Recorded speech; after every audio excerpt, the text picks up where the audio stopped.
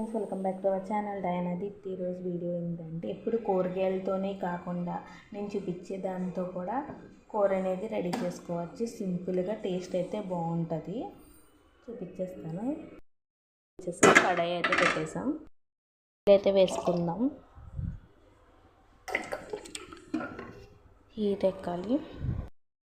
కొంచెం కరివేపాకు, ఆనియన్, అంత సాల్ట్, పసుపు,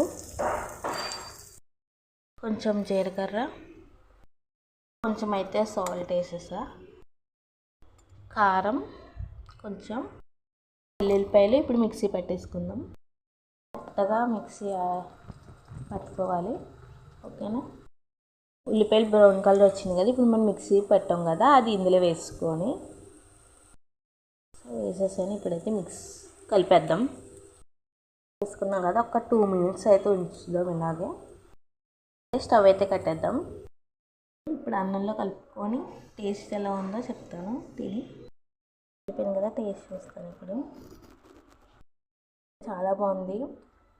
ఇప్పుడు కూరగాయలే కాకుండా ఒకసారి ఇలా కూడా ట్రై చేసి చూడండి.